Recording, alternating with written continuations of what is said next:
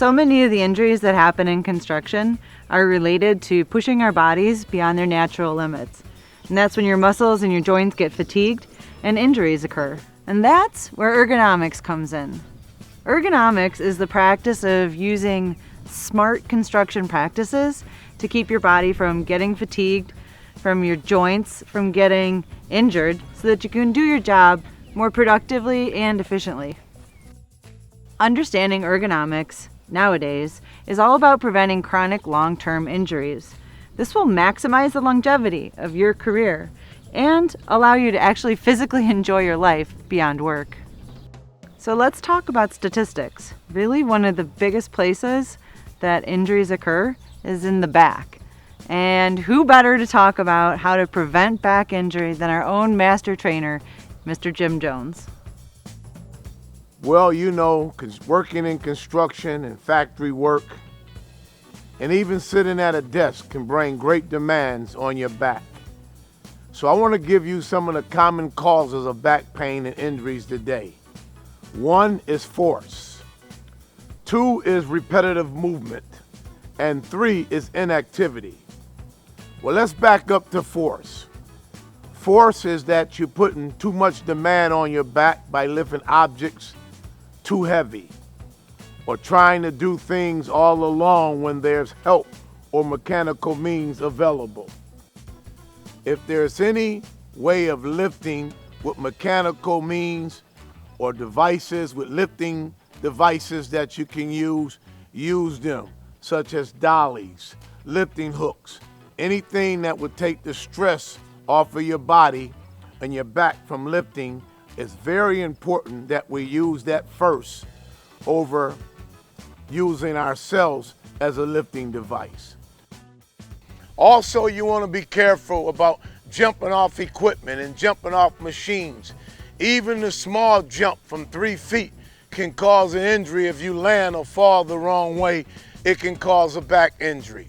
And remember, you don't feel the injury sometimes right away.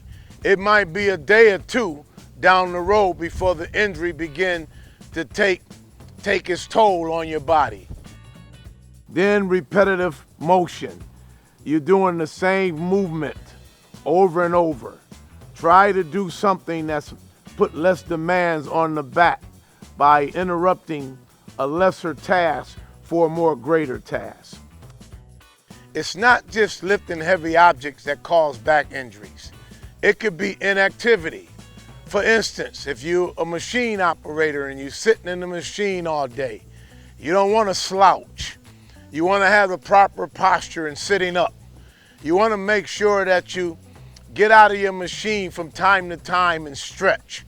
Do some exercise to make sure that you're getting movement where you won't stiffen up and you won't cause back pain or back injury. Do you know that the most important way to avoid any back injury is to stay in shape? Exercise daily, stretch your muscles. You know, every year when it was time for layoff season, you know, we take a couple weeks off and then you have to get right back in the gym and stay physically fit for the upcoming work season, for the gruel lifting, the long hours and the walking and standing on concrete surfaces. You must be prepared by exercising, staying in shape, and staying fit for duty. The thing with the back is there are 3 natural curves that every spine is in: the cervical, the thoracic, and the lumbar. And I can tell you right now, your lumbar really gets a workout. That's your lower back. And the cervical is your upper spine. Things like this action that you're doing every time you're backing up a machine, when you're looking behind you, have an effect. When your back loses one of these 3 curves, that's due to poor positioning. That can be due to poor conditioning. It can also be created from overdoing it, straining. When you really are gonna say, I should probably get some help, I can do it myself. That is one of the key indicators that you're about to do something that's probably gonna cause you some damage.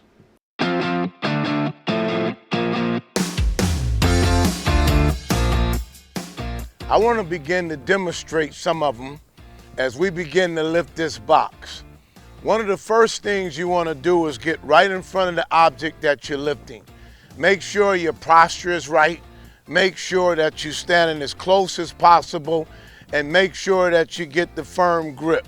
You don't want to just go bending over to pick it up. You want to begin to lower your knees, bend your knees by using your legs. You want to make sure that your feet is flat to the ground and that you got the proper grip on your object. As you begin to lift this, you don't want to lift with your back like you see some people do. You want to begin to lift with your legs and lift it up. As you bring it up, it becomes real easy, and this seems to be real light. I want to set it down now to the right of me. So what I want to do is I want to not twist and set it down, but I want to move my right foot slowly, and as I begin to turn my whole body, I bring my left foot up to where we even together, and I begin to bend my knees right in front of me, and I can begin to set this object down right in front of me and begin to stand up. It was an easy lift and an easy let down just by bending your knees and using your legs. Okay, here we have a shovel, which is a snow shovel, which can still cause injuries to the cervical as well as the lumbar. So if you're using the proper technique, you can prevent pain and back injuries by doing everything proper. You want to take your shovel, you got the proper grip, the proper handle, and when you begin to shovel, you want to move with your load. You don't want to just stay here, but you want to move with your load. Pick it up, and when you begin to put it in the pile, or you want to be able to turn with it by using the proper wrist action. Turn with it and step. Turn with it and step. Don't just pick it up and throw it, because now you're reaching, you're stretching. I already feel that on the lower part of my back. If you're not careful stretching the arms, you can throw the arm out, pull on the neck, twist the cervical, and cause injuries that you didn't intend to cause by improper using the shovel. A minor tool that can cause great injury.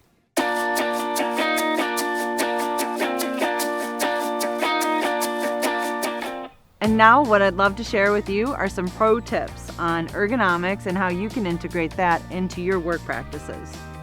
Put tools in easy to reach places such as a workbench or a table. This way you won't need to constantly bend over and set them on the ground and then have to pick them up again. Work smarter, not harder. When operating a machine, adjust the seat and the arm controls to make yourself as comfortable as possible. This isn't just about comfort. This is actually going to help your muscles to stay more relaxed and avoid fatigue. Back belts don't allow you to lift more weight than you normally could. They just help you to lift properly, keeping your spine in the right line without putting extra torque on your back. So very often injuries are the result of cumulative bad habits, and ergonomics is really just a fancy word for building in good habits that you practice every day. Remember, we can't change the work that we have to do, but we certainly can change the way we do it.